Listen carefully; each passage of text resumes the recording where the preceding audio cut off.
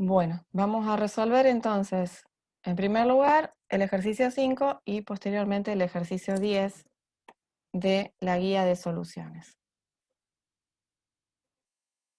Vamos con el ejercicio 5. Dice, en el vaso A, que contiene 20 mililitros de agua pura, el vaso B contiene 20 mililitros de disolución de cloruro de sodio 5% masa en volumen, y dice que cada uno de los vasos tiene un volumen de 400 mililitros. Y se encuentran en una caja sellada térmicamente conductora. ¿Sí? Esto se lo puse en negrita porque el hecho de que me digan que la caja está sellada significa que el sistema es cerrado, y térmicamente conductora significa que puede intercambiar calor con el medio ambiente, es decir, que la temperatura va a ser constante. ¿Sí? Indicar si el sistema se encuentra en equilibrio termodinámico y, en caso negativo, explicar cuándo y cómo lo alcanzaría el mismo. Entonces, lo primero que vemos es una caja que tiene dos vasos grandes, ¿sí? Son dos vasos de 400 mililitros grandes, pero que tienen 20 mililitros. En el vaso A, solo agua. Por eso yo les puse acá la imagen que no tiene ningún puntito, ¿eh? Solo agua, agua pura. Y acá tiene cloruro de sodio al 5%, ¿sí? Es decir, que hay un soluto disuelto. Cuando nos pregunta, ¿se encuentra en equilibrio termodinámico? De base le tenemos que decir que no. ¿Por qué? Porque si todo esto es nuestro sistema, nos encontramos con que el potencial químico del agua es diferente en un caso y en otro, ¿sí? En una parte y en otra parte. Distintas partes de un mismo sistema tienen distintos potenciales químicos, por lo tanto, no estamos en equilibrio. ¿Mm? Esa es con respecto a la primera pregunta. Después nos dice explicar cuándo y cómo alcanzaría el mismo. El cuándo, si se refiere a una cuestión de tiempo, no tenemos la menor idea, ¿sí? No está la variable tiempo metida en todos estos temas. Pero sí lo podemos decir cuando suceda qué. Cuando suceda qué va a alcanzar el equilibrio de este sistema. Cuando el potencial químico sea el mismo en todas las partes del sistema. Entonces, pensemos en el vaso A, en la situación inicial, ¿no? En esta. En el vaso A tenemos un potencial químico del agua, por eso aparece este 1 acá abajo, que es igual a el potencial químico cerito, ¿sí? Del agua pura, más RT por el logaritmo de la presión del vapor que está en equilibrio con el agua. En el vaso B tenemos el potencial químico del agua igual a lo mismo, pero ya la presión ya no es la presión del agua pura. En este caso va a tener una presión parcial que va a estar afectada por la fracción molar del agua en esa solución, ¿sí? Entonces recuerdan que la presión de vapor era igual a la presión de vapor puro por la fracción molar, es decir, la ley de Raoult. Si esta P1 nosotros la desglosamos en la P1 asterisco y la fracción molar, entonces vamos a tener esta otra expresión, ¿sí? Ahora bien, ¿cuándo lo va a alcanzar? Lo va a alcanzar cuando este mu1 que está acá sea igual a este mu1 que está acá, ¿sí? Es decir, que el potencial químico del agua sea el mismo en ambos casos. ¿Y eso cómo va a suceder? Imagínense que nosotros analizamos las expresiones de atrás, ¿sí? Decimos que la fracción molar de 1 en el vaso B, acá, en el que tiene cloruro de sodio, es menor a 1. ¿Por qué es menor a 1? Porque ya tengo un soluto disuelto, entonces la fracción molar del agua disminuye. Si la fracción molar del agua es menor a 1, el logaritmo, este que está acá, va a ser menor a 0.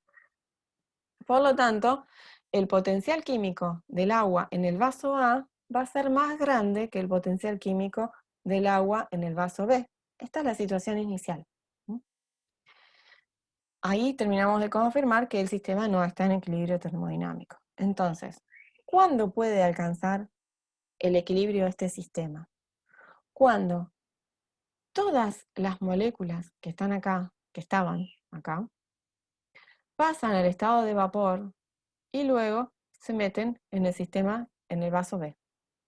Es decir, como el agua es el compuesto volátil, es decir, el que puedo medir una presión de vapor, va a estar en equilibrio todo el tiempo acá, esa agua va a viajar porque los vasitos están abiertos, son vasos de precipitado, pero la caja está cerrada.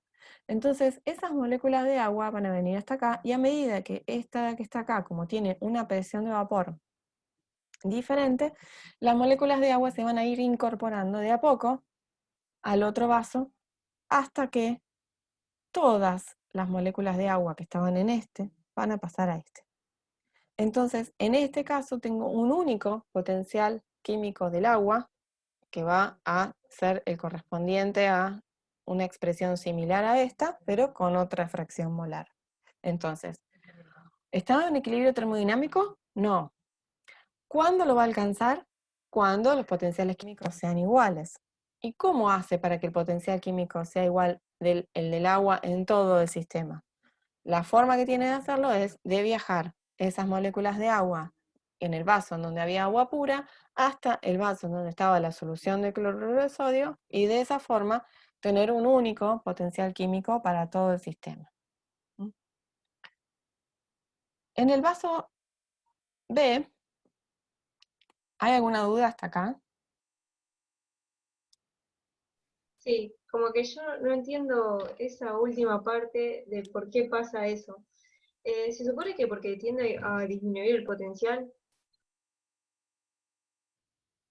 Sí, el sistema siempre va a tender a disminuirlo, como si tiende a disminuir la energía libre.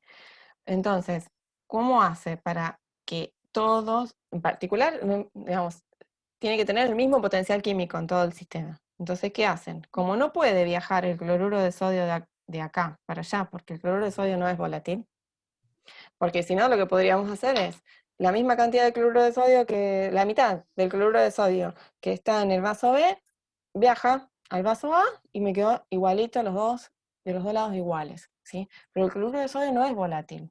Entonces el cloruro de sodio no puede pasar a la fase de vapor y viajar hasta hasta el otro vaso.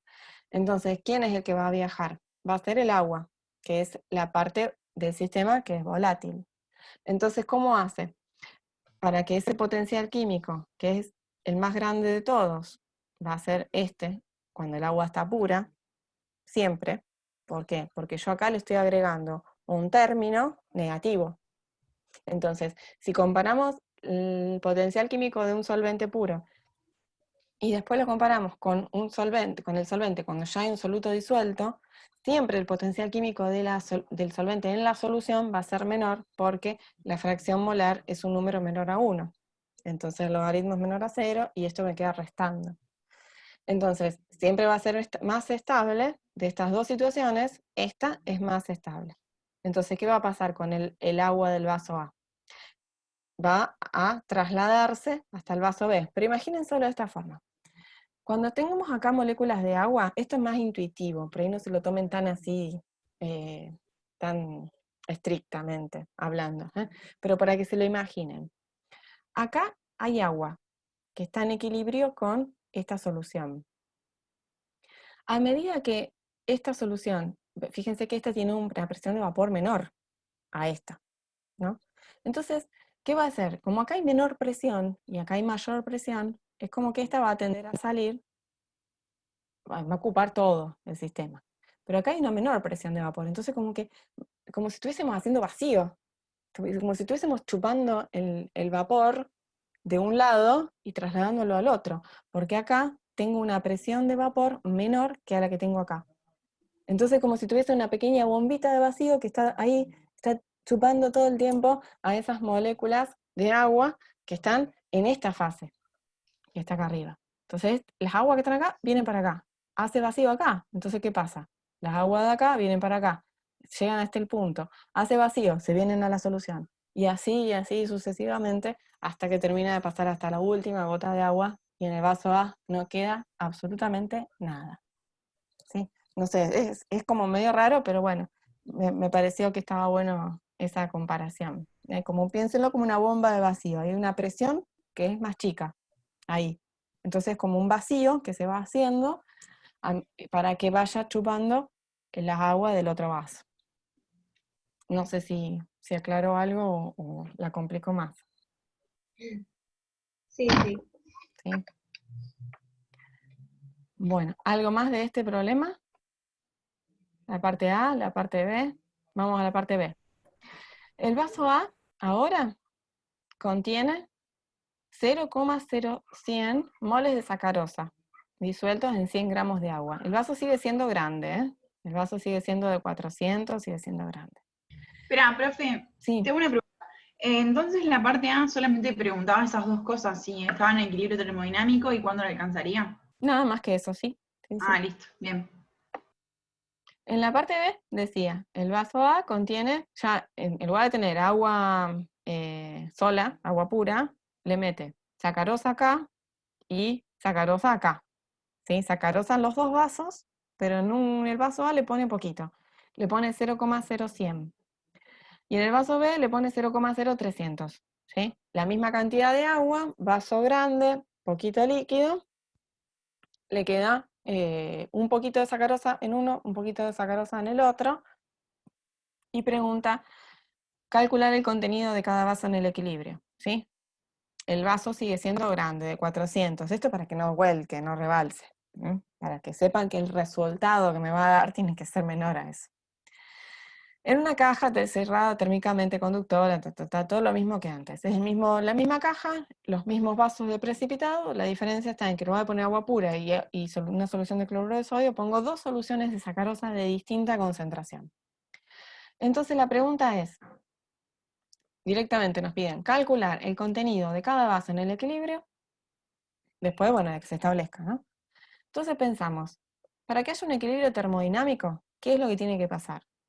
El potencial químico del agua en el vaso A tiene que ser igual al potencial químico del agua en el vaso B. Sí o sí, si no, no hay equilibrio. Entonces, ¿qué planteamos? Bueno, la expresión del potencial químico del agua en los dos vasos. Entonces decimos que el potencial químico de agua en el vaso A va a ser mu1 cerito más RT logaritmo de P1 asterisco más RT logaritmo de X1. Esta X1 es la fracción molar del agua en el vaso A. Y del otro lado, el vaso B.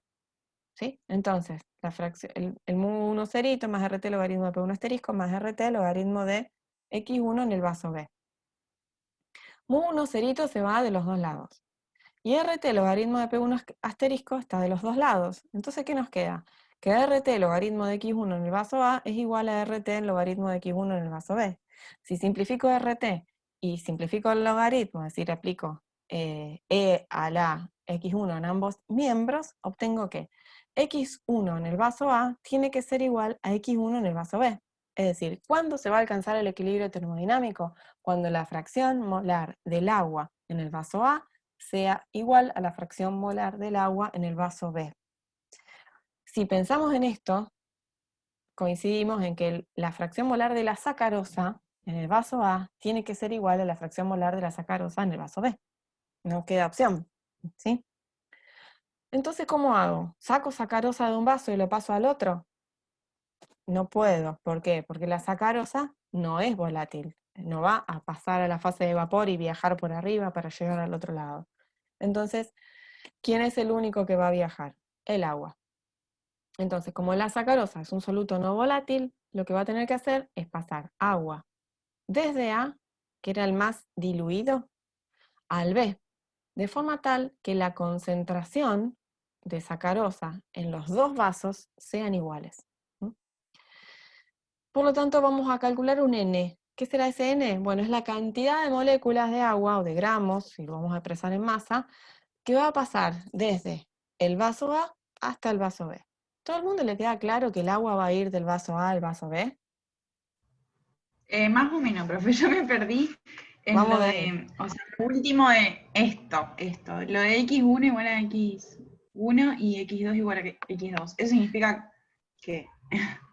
Bien, vamos de vuelta acá entonces. Pensemos en este vasito que está acá. Este tiene 0,01 de sacarosa, por eso le puse los puntitos más separados. Este tiene 0,03, ¿sí? Tiene los puntitos más juntitos, tiene más sacarosa. Si tengo que tener la misma concentración en los dos lados, una opción sería que parte de la sacarosa de acá viaje, se ponga acá adentro y listo. Y ahí se terminaría el problema. Pero la sacarosa no viaja, la única que viaja es el agua. Entonces, lo que va a tener que hacer el agua es viajar, se me va el mouse acá. El agua de acá va a tener que viajar acá. ¿Para qué? Esto es 0,01 moles. Esto es 0,03 moles, en la misma cantidad de agua. Esto tiene una mayor concentración, este tiene una menor concentración. Para que queden igualitos los dos vasos en concentración, entonces, una opción sería buscar algún sistema que me permita sacar únicamente la sacarosa de acá adentro, y la meto acá. ¿Cuánto le metería? A ver, 0,03. Lo diluís, sería que lo estás diluyendo. Claro. Pero, Bien. como la sacarosa no viaja, entonces va a tener que viajar el agua. Y el agua va a ir de acá hasta acá, para que me queden los dos la misma concentración. La explicación termodinámica viene dada por toda esta explicación que está acá abajo, todas estas ecuaciones, en donde decimos que el potencial químico del agua acá tiene que ser igual al potencial químico del agua acá. Entonces, igualando esas dos expresiones, llegamos a la conclusión de que el equilibrio termodinámico se va a alcanzar cuando la fracción molar del agua en un vaso sea igual a la fracción molar del agua en el otro. Como la fracción... eso, profe. Ahí está, ahí entendí. Perfecto, entonces como la fracción molar del agua en un vaso tiene que ser igual a la fracción molar del agua en el otro, la fracción molar de la sacarosa en un vaso tiene que ser igual a la fracción molar de la sacarosa en el otro. Sí, no queda opción acá. Sabemos que es la suma de las dos fracciones molares, me tiene que dar 1, por lo tanto, si una es igual, la otra también va a tener que ser igual. ¿Sí? ¿Sí? ¿Estamos? Sí, profe, sí, entendí. Gracias. Entonces, vamos a la parte numérica. Eso ya entendimos, que el agua tenía que viajar del vaso A al vaso B, ya está. Entonces, el tema es cuánta agua. ¿Cuántos moles de agua van a tener que ir desde el vaso A hasta el vaso B para que me quede perfecto? Para que me quede mismo potencial químico, por lo tanto misma concentración de agua en los dos lados. Inicialmente, nosotros teníamos 100 gramos de agua en el vasito. Vaso A, vaso B, 100 gramos acá, 100 gramos acá. 100 gramos de agua son 5,55 moles. ¿Sí? Eso se haciendo la regla de 3 con el 18 de la masa del agua, etc. Dijimos que cuando se alcanza el equilibrio, X2 en el vaso de A, es decir, 2 ¿quién es? Soluto, siempre, ¿no? 1 ¿quién es? Siempre, solvente. Entonces, la fracción molar de la sacarosa en el vaso A tiene que ser igual a la fracción molar de la sacarosa en el vaso B. ¿Cómo saco la fracción molar de la sacarosa en el vaso A? Vaso A, acá. Y van a ser los moles de sacarosa. Ay, se me está terminando la batería. Los moles de sacarosa dividido los moles totales. Acá en este paréntesis pongo los moles totales. Entonces, ¿qué voy a poner acá? Los de sacarosa que estaban acá, más los de agua que estaban previamente, menos N. N serían los moles que van a viajar al otro vaso. ¿Sí? Yo voy a frenar un segundito. Ustedes espérenme ahí. Porque voy a buscar el cargador. Bien, entonces, ¿cómo sacamos la fracción molar de la sacarosa en el vaso A? Van a ser los moles de sacarosa en el vaso A, ¿sí? Divididos los moles totales. ¿Cuántos son los moles totales acá? Van a ser los moles de sacarosa que no se van a poder mover por no ser volátil, más los moles de agua. Los moles de agua van a ser los iniciales, que eran 5,55, menos los que se vayan a ir hacia el vaso B. A eso lo vamos a llamar N. Todo eso es la fracción molar en el vaso A de la sacarosa luego de alcanzado el equilibrio, que tiene que ser igual a la fracción molar de la sacarosa en el otro vaso luego de alcanzado el equilibrio. ¿Y cómo la calculo? Voy a decir que es 0,03 son los moles de sacarosa que están acá y no se pueden mover, dividido los moles totales. ¿Quiénes son? Los mismos de sacarosa más los mismos de agua que ya estaban, más N, que son los que viajaron desde el vaso A hacia el vaso B. ¿sí? Si hacemos toda esta ecuación, que yo no me tomé el trabajo de escribirla en el Power, pero si ustedes hacen el despeje matemático de todo esto, les queda que n es igual a 2,78. ¿Y qué es eso? Son los moles de agua que viajan desde el vaso A hasta el vaso B para que las concentraciones me queden iguales en los dos vasos, ¿sí? Por eso es que yo acá les puse los puntitos separados, porque la sacarosa está más diluida. Luego, acá en el vaso B, los puntitos muy juntos, porque la sacarosa está más concentrada. Y por último, el vaso A baja un cachitito, la cantidad, baja el nivel, ¿sí? De esa forma la sacarosa me queda un poquitito más concentrada. Y en el vaso B, lo mismo que se va del vaso A, se viene al vaso B y diluye esa sacarosa que antes estaba más concentrada y que ahora me queda más diluida. Entonces, fíjense en el tamaño de los puntitos, de la separación de los puntitos, son iguales. Es decir, que la cantidad de sacarosa no cambió, pero ¿cómo hizo el sistema para llegar a tener los potenciales químicos iguales? Hizo viajar agua para que las fracciones molares del agua en el vaso A y en el vaso B sean las mismas. Si las fracciones molares son las mismas, entonces nos vamos a tener potenciales químicos iguales, ¿sí? Entonces la pregunta era calcular el contenido de cada vaso en el equilibrio. Sí, en el equilibrio. Bien, entonces, si previamente acá había 100 gramos de agua, ¿sí? Y 50 gramos viajaron hacia el otro vaso, el vaso A me queda con 0,01 moles de sacarosa y 50 gramos de agua en el vaso A. Y el vaso B me va a quedar con 0,03 moles de sacarosa y 150 gramos de agua. Esa es la composición de los vasos A y B luego de alcanzado el equilibrio termodinámico, ¿sí? Entonces la sacarosa, ojo, la sacarosa no se mueve, se queda donde está. La que viaja para que el potencial químico sea el mismo, en los dos vasos va a ser el agua. Y va a viajar la cantidad suficiente hasta que los potenciales químicos se igualen, ¿sí? Entonces, así como veíamos antes, ¿qué sucedía con el agua a vapor, que viajaba de un vaso al otro? Pasa exactamente lo mismo. Esta solución tiene una presión de vapor menor a esta solución, porque tiene una mayor concentración.